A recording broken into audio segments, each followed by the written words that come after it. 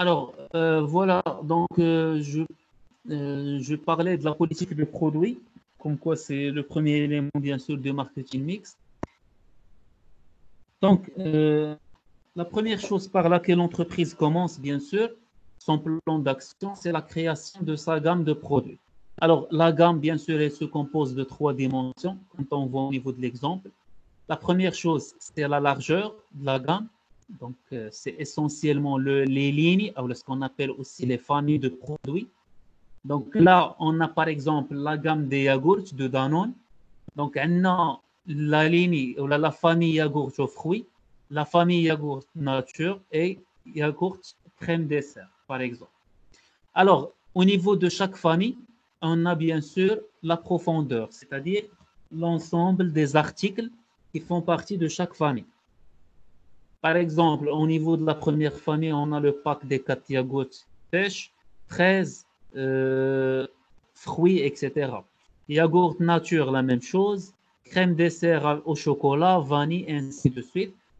Alors, si on prend la gamme qu'on a fait l'exemple, bien sûr, si on veut la décortiquer, on a trois familles. Donc, la gamme, elle regroupe trois familles.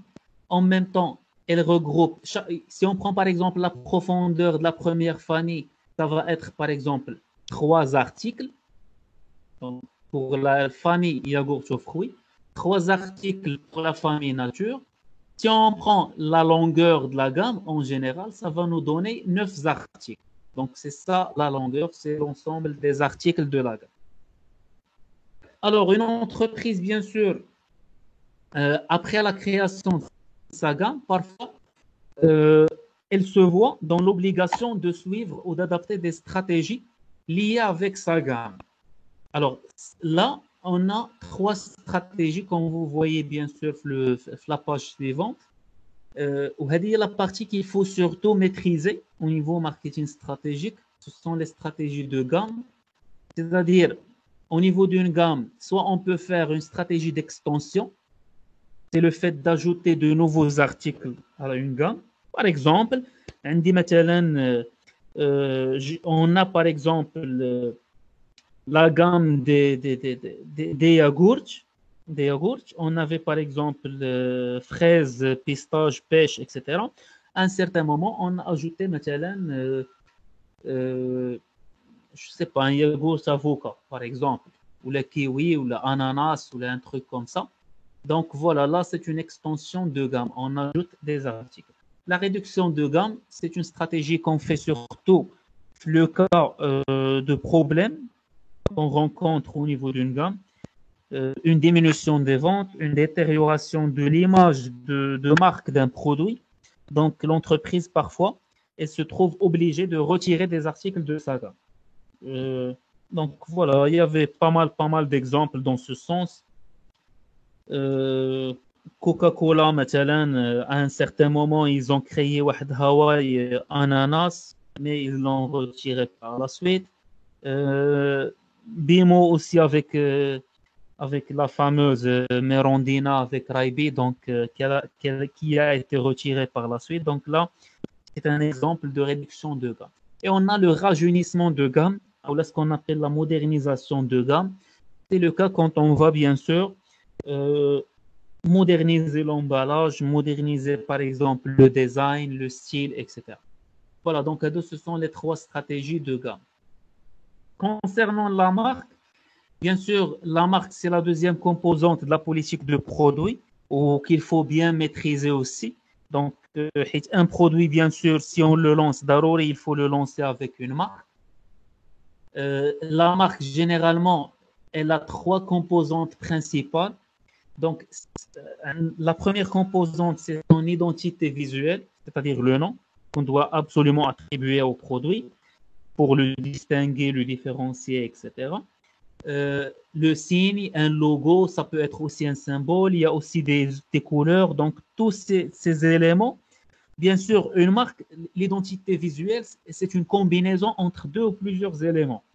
حيت كنعطي un nom, ولكن par la suite je donne aussi un signe مثلا, ou je vais aussi donner le symbole, مثلا Lacoste كنعطي un symbole ديال le crocodile. un logo, le Katijeri Wafa, donc des couleurs bien sûr, donc tout ça, c'est une combinaison entre plusieurs éléments pour donner une identité visuelle à ma marque. عندي aussi bien sûr la signature ou le slogan.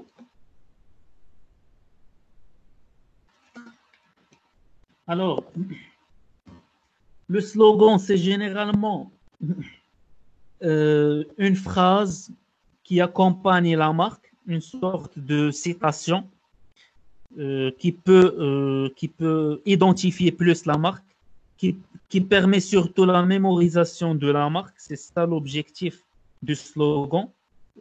Alors, chaque marque a un slogan. En arabe, shi'ar. Donc, voilà.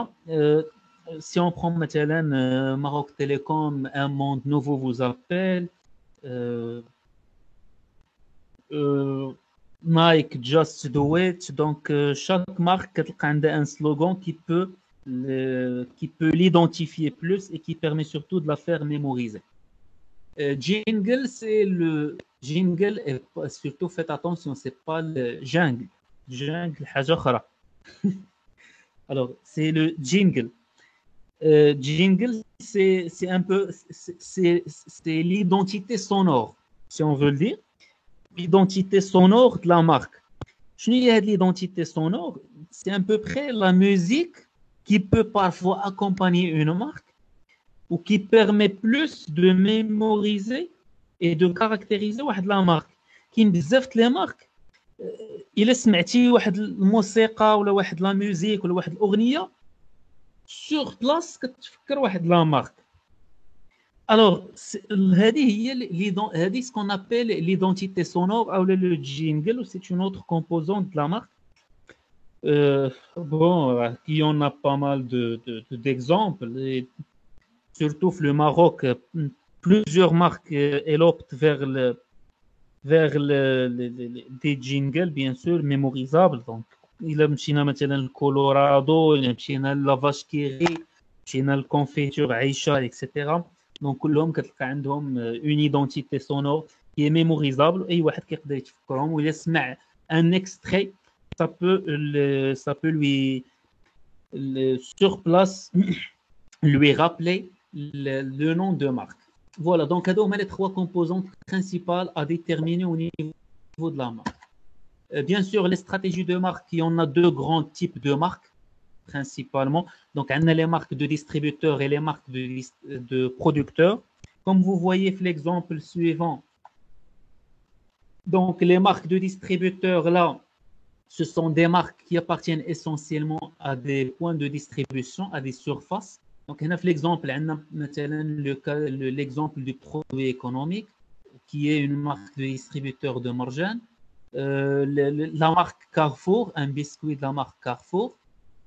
On a aussi la marque Marjane, qui commence actuellement donc à prendre vraiment de l'extension. Elle est devenue beaucoup plus connue. Donc, on a l'exemple, on a une image de pas mal de produits distribués avec le nom Marjane, la marque M. Voilà, donc ce sont des marques de distributeurs qu'on va les trouver essentiellement dans des points de distribution avec des surfaces de vente. Les marques de producteurs, c'est essentiellement des marques qui appartiennent à des fabricants, à des producteurs, à des entreprises de production.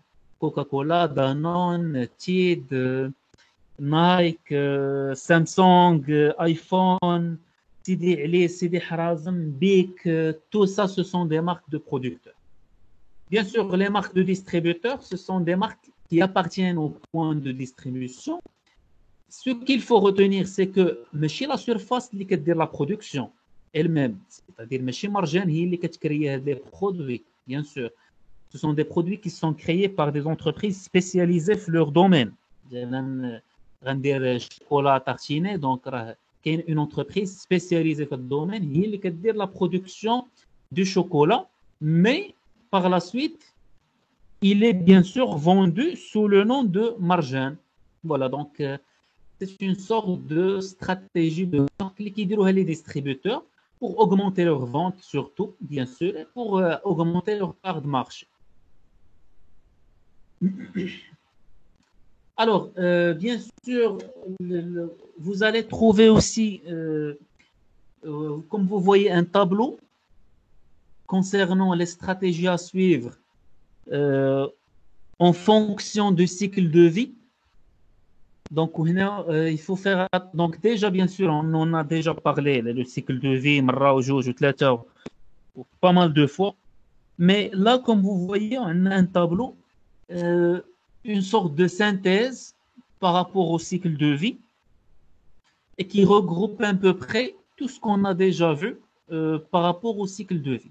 Alors, généralement, en phase d'introduction ou en phase de croissance, généralement, quand on lance un produit, c'est-à-dire en phase de lancement, les consommateurs, ils sont innovateurs, c'est-à-dire que les clients déjà qu'on va attirer fait la phase de lancement, qui connaissent des clients les sont innovateurs. Ce sont des clients qui cherchent à اللي كتكون عندهم ديك la curiosité pour essayer ce nouveau produit. Donc, كيتسموا innovateurs حيت ديما ils cherchent des nouveautés. Ils vont chercher, هما les premiers clients qui peuvent acheter mon produit. Et des clients qui cherchent toujours à utiliser de nouveaux produits. Alors, on les appelle des clients innovateurs. Donc, généralement, en phase de lancement, c'est le type de client qu'on va attirer. Donc, des clients qui sont très curieux. Maintenant, quand je lance, par exemple, l'iPhone X, automatiquement, ce sont ce type de clients donc, qui vont acheter le produit en premier lieu. Mais quand lance مثلا ميروندينا le Good Drive, هذوك les clients الاولين اللي كيجيو عندي بالنسبه لي ce sont des clients innovateurs باغيين يكتشفوا, ils cherchent à explorer le produit. Alors, le coût généralement في la phase de lancement, il est très élevé. وهادشي déjà هضرنا عليه وشفناه pas mal de fois. Les investissements donc ils sont très élevés la phase de lancement. L'objectif principal, c'est de développer la demande et la notoriété, surtout. Donc, on cherche à attirer le plus de demandeurs et augmenter la notoriété, c'est-à-dire devenir très, très connu. La gamme adaptée en phase de lancement, c'est généralement une gamme courte.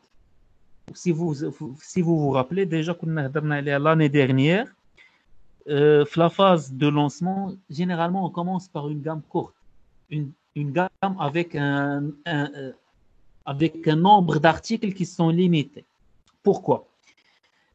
Parce que tout simplement, en lancement, on est en train de connaître des nouveaux clients. On est en train donc de prendre le risque.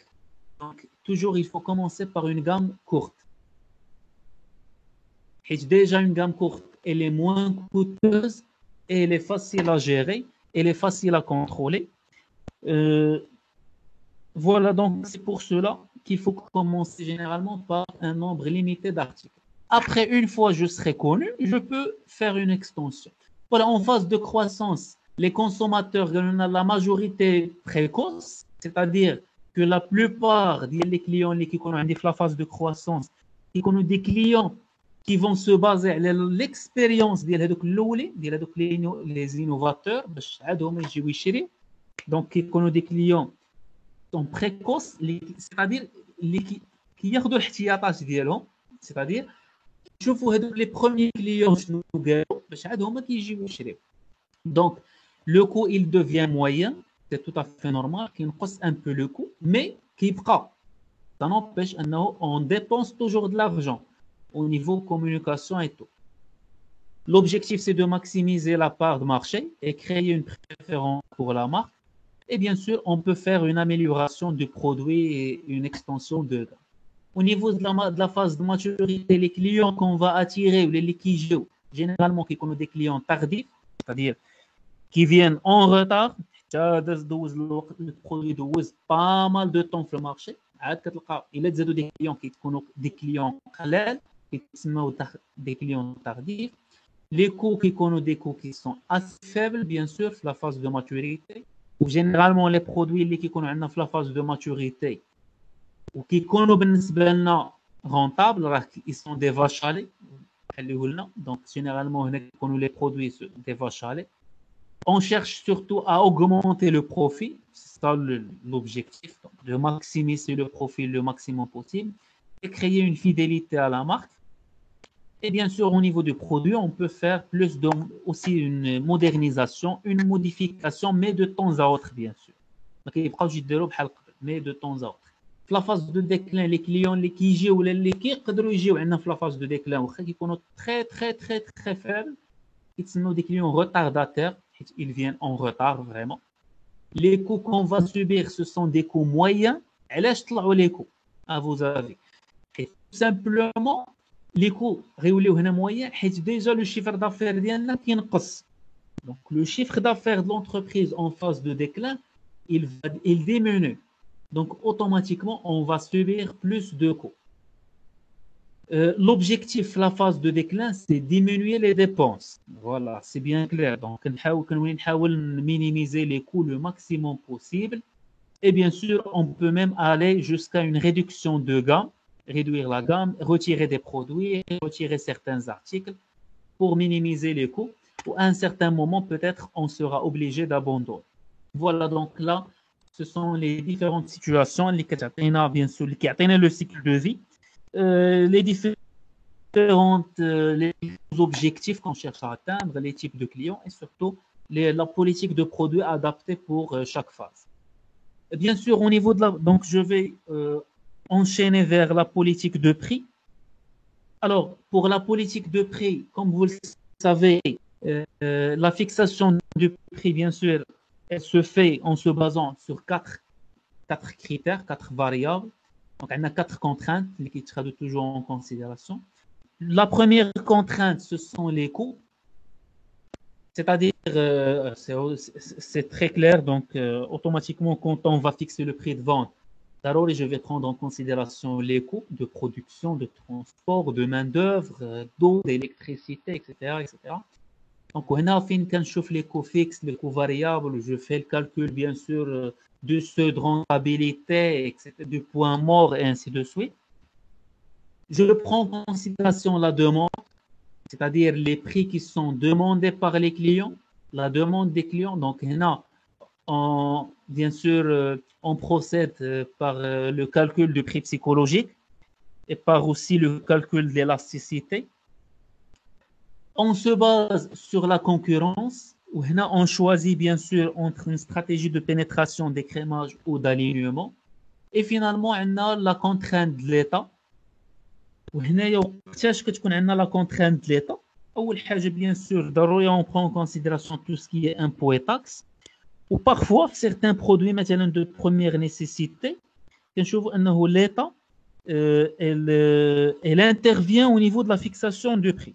Donc automatiquement كتولي l'entreprise elle est obligée de suivre bien sûr les conditions imposées par l'État.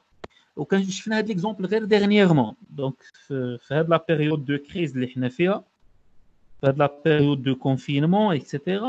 L'État pas mal de fois il intervient pour fixer les prix. Hier par exemple les bavettes, donc الكمامات, ils ont fait un communiqué comme quoi le prix ça doit pas dépasser 1 dirham, à peu près 1 dirham. Les bouteilles de gaz la même chose. Donc qui fait pas mal de fois, l'État il intervient bien sûr pour la fixation du prix. Alors, les stratégies de prix, bien sûr, c'est la stratégie de pénétration, c'est-à-dire qu'on va fixer un prix plus faible que les concurrents. L'exemple de Bic, de Dacia, Logan, etc. Le prix d'écrémage, c'est quand on va fixer un prix plus cher.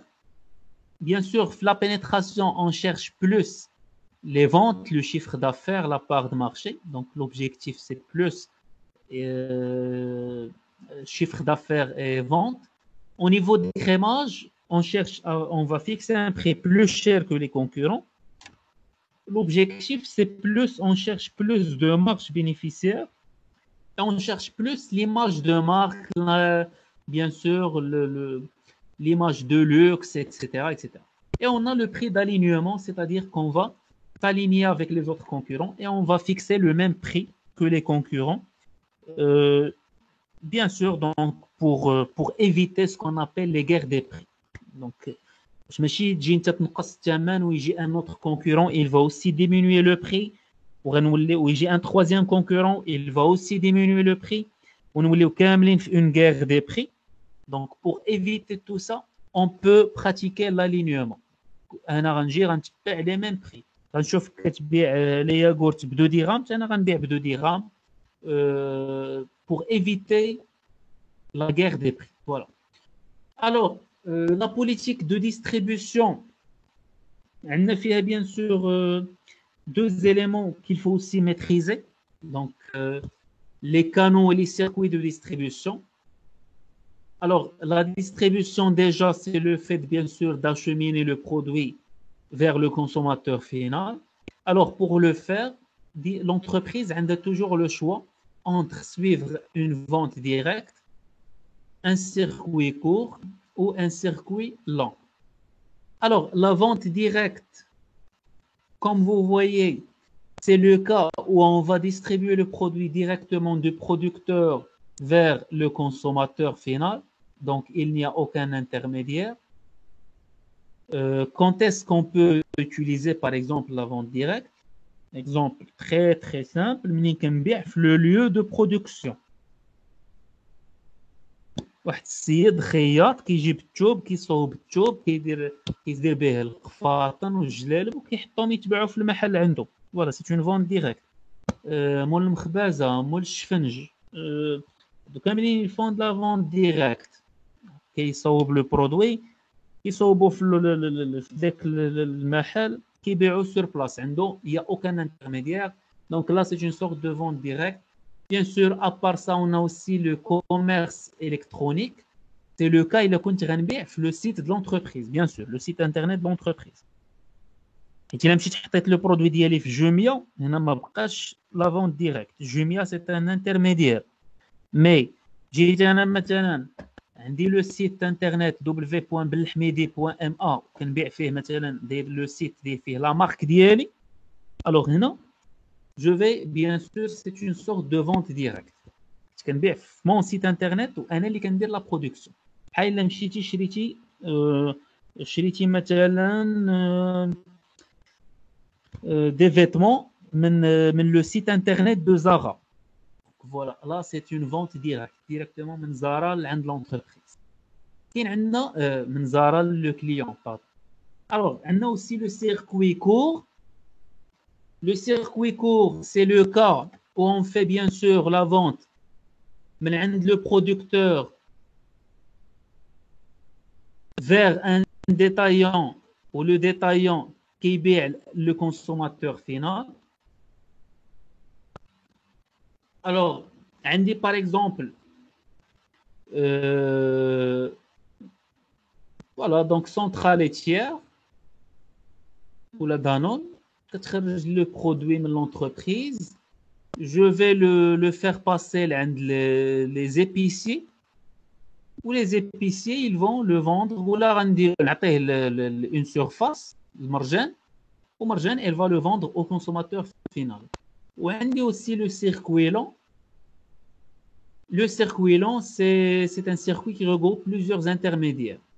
Donc, un circuit qui regroupe, donc le produit va passer le producteur, l'un des grossistes, les grossistes ils vont le vendre les détaillants ils vont le vendre au consommateur final. C'est le cas مثلا في les biscuits.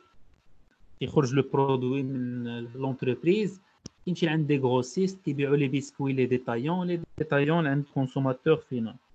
C'est le cas مثلا في les légumes, les fruits et les légumes aussi.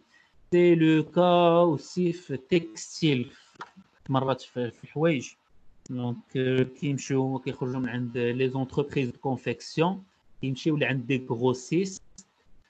هذوك les grossistes كياخذوا دوك les vêtements يعطيهم certains détaillants اللي يبيعوا لنا الحوايج en détail. Voilà, donc كناخذهم وكيعطيهم الكونسوماتور. Alors, bien sûr, la vente directe, l'avantage principal, c'est que le producteur, il est en relation directe avec le client. Donc, il n'y a pas de marge d'intermédiaire, mais il y a des intermédiaires qui vont prendre une marge. Le producteur, il peut connaître directement le client. il peut connaître ses besoins, il peut connaître même son profil, son nom, etc. Donc, c'est ça l'avantage, c'est que ça permet une connaissance totale du client. L'inconvénient, c'est au niveau de la couverture géographique qui est faible, c'est le cas. Pour le circuit court, son avantage, c'est qu'il assure une très forte couverture géographique. C'est le produit qui est disponible entre tous les détaillants, donc ce qui fait le produit il est disponible partout, même chez le client, il a le produit, donc il peut le trouver facilement. Le problème, c'est qu'il est coûteux. L'entreprise, elle assume des coûts de distribution les détaillants. Donc, ça a des moyens de transport. Le produit, les détaillants, des transporteurs, etc. Et c'est coûteux. Le circuit long, il est bon au niveau de la couverture géographique. Donc, on peut couvrir vraiment le marché. Il est moins coûteux que l'entreprise. ماشي هي اللي غتوصل لي برودوي اللي عند لي ديتايون نو كياخذوها كتعطيها هي الكروسيست واحد جوج ولا ثلاثه لي كروسيست دونك كيجيو كياخذوا لا مارشانديز وهما اللي كيمشيو يفرقوها دونك سي سا سون افونتاج il est moins coûteux et il assure une bonne couverture géographique. Le problème bien sûr c'est au niveau des marges. Donc le circuit long on est obligé de laisser une marge au grossiste et une marge au détaillant, une marge bénéficiaire. Donc, parfois même le prix qui est un peu cher le consommateur parce qu'il y a beaucoup d'intervenants. Voilà, donc c'est par rapport à la politique de distribution et surtout tout ce qui est canon et circuit. Bien sûr, donc là, on a parlé des circuits. Le circuit, c'est le trajet. Le canal, les canaux, c'est les intermédiaires ou les points de vente. Par exemple, le circuit court, le canal de distribution, on met les détaillants. Donc, les détaillants, ce sont les canaux de distribution. منين انا غنخرج لو برودوي من لوزين مثلا سونترال وغنديه المرجان واسواق السلام ومول الحانوت اكسيتيرا ولي كريمري المحلبات دونك هادو كلهم سو سون دي ديتايون دونك هادو هما لي كانو دو ديستريبيسيون. لو سيركوي لون لا ميم شوز. Les canaux de distribution, les grossistes et les détaillants. Donc, automatiquement, un circuit de distribution, il regroupe l'ensemble des canaux. Voilà, donc il regroupe un ensemble de canaux de distribution. La vente directe, il n'y a pas d'intermédiaire, mais le canal de distribution, c'est le producteur. Donc, la production, il est en même temps que la distribution. Il y a le canal de distribution. هذاك الخياط اللي كيجيب الثوب ويصوب الجلالب ويبيعهم دونك هذاك الحانوت كيدير فيه لا برودكسيون وكيدير فيه aussi مثلا la distribution. Donc le producteur il fait la production et la distribution en même temps. Voilà. Donc oui, voilà, donc là on a un exemple pour simplifier les choses. Un producteur donc de légumes إلا كان مثلا غيتبع لو سيركوي ديريكت سي لو كا إلا كنت غنمشي نشري لي ليغوم من عنده من الفيرما من لا فيرم دونك هنا سي ان سيركوي ديريكت غنمشي ديريكتومون ونشري من عند مول الفيرما. إلا كان غيتبع لو سيركوي كور هي أنه لو برودوي غيخرج من الفيرما وغيمشي لعند الخضار لي فرويتي ولا les vendeurs de légumes. Donc, ils vont le vendre les détaillants. Donc, هنا un circuit court. Le circuit long, donc, غيخرج من هنا وغيمشي لعند les grossistes ولي grossistes. Donc, les grossistes هما اللي كيبيعوا في المارشي ديال الغرو الخضره وغيمشي لي ديتايون الخضار وعاد حنا غنشري. وبارفوا كاع حنا تبع لو circuit ultra long. Des grossistes وعاد des semi-grossistes وعاد des détaillants ou les consommateurs finaux. Les semi-grossistes هما اللي كيشريو دي كونتيتي اللي قلال دونك بحال باغ اكزومبل كيجي واحد الكروسيست غيدي واحد الطون ديال الخضره غيدي طون ديال الخضره من عند البرودكتور هذاك الطون من بعد غيجيو مثلا واحد ثلاثه ديال لي سيمي غروسيست كل واحد غياخذ لو ان تيير وهذاك لي سيمي غروسيست كل واحد غياخذ داك لو ان تيير ويمشي يفرقوا على واحد 10 ولا 20 خضار دونك فوالا دونك هذا سي ان سيركوي الترا لون. Et bien sûr, on a aussi les stratégies de distribution. Donc, les stratégies de distribution, donc on a, comme vous voyez, 3 stratégies. Donc, on va commencer par la stratégie de distribution intensive.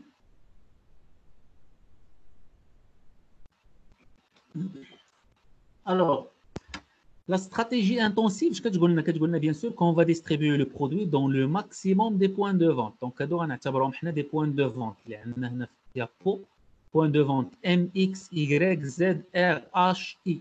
Donc, on va essayer de distribuer le produit dans le maximum des points de vente qui existent dans le marché. Bien sûr, ça va surtout pour des produits de première nécessité, surtout des produits de bas de gamme, moyen gamme. L'objectif, c'est de se rapprocher le maximum possible du client. On a la distribution sélective.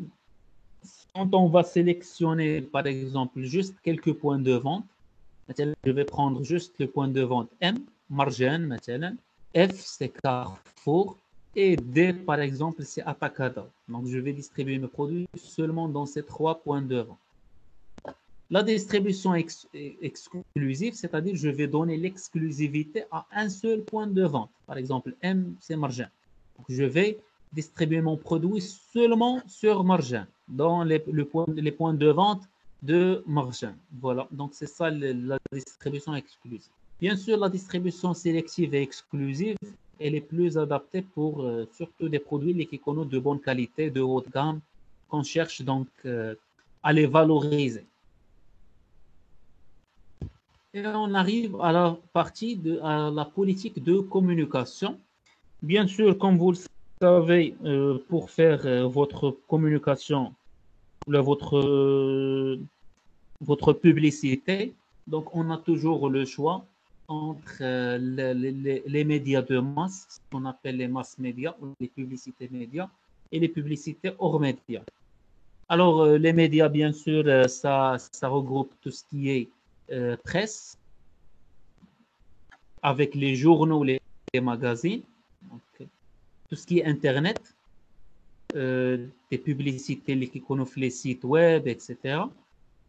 Ça regroupe bien sûr la radio, les affiches, ou l'affichage, avec les affiches, les panneaux d'affichage, les affiches mobiles, qui connaissent مثلا les voitures, ou qui connaissent les bus, ou les affiches fixes, etc. On a le cinéma, donc avec des publicités qui connaissent le cinéma قبل من le film ou من بعد le film. Ou là, parfois, ce qu'on appelle les placements publicitaires, c'est-à-dire des publicités qui sont insérées au sein du film. Donc, faut le film, ou كتبان ليا مثلا une actrice اللي كتلعب مثلا في une PlayStation. Voilà. Donc, ou là, par exemple, un acteur اللي كيشرب Red Bull في وسط le film. Donc, voilà, donc c'est ce qu'on appelle le placement publicitaire. وكاين عندنا bien sûr tout ce qui est aussi donc télévision, publicité في la télé. Voilà, donc je pense هادو هما les médias اللي عندنا normalement. Voilà, donc télévision, radio, internet, affichage, cinéma et presse. Voilà. Comme vous voyez هنا عندنا حتى des bouquins ou les romans. علاش عندنا les bouquins حيت ما بقاتش هاد لا تكنيك بلا كادونس اللي كانت قبل، حيت قبل كانوا كيديروا حتى لي بلاسمون بوبليسيتير، كانوا كيديروا حتى في لي رومون، سيتادير بحال اللي كيديروا في فيلم، كنتي كتقدر دير ان بلاسمون بوبليسيتير في قصه في رومون. دونك انت مثلا كتقرا واحد الرومون وكتقرا فوالا راه مسيو اكس فلان راه مشى il a pris sa voiture voilà. ولا كتلقى فوالا il a pris une boisson Coca-Cola. هادشي كتقراها في الرومون، مي سو ني بلو لو كا. دونك منين ولا الكلاسمون كيدار اكثر في لي فيلم، في لي سيري اكسيتيرا، دونك on le fait plus la même cadence في لي رومون، مي حتى هي كانت اون تكنيك بوبليسيتير قبل. وعندنا بيان سور لي بوبليسيتي اور ميديا. بيان سور بون رجع بادون هذا les publicités médias. Si on prend le cas marocain, la publicité, bien sûr, télévision, radio, affichage, ce sont les plus efficaces, surtout télévision, donc qui est pas le plus efficace, suivi par radio. Oui, Internet.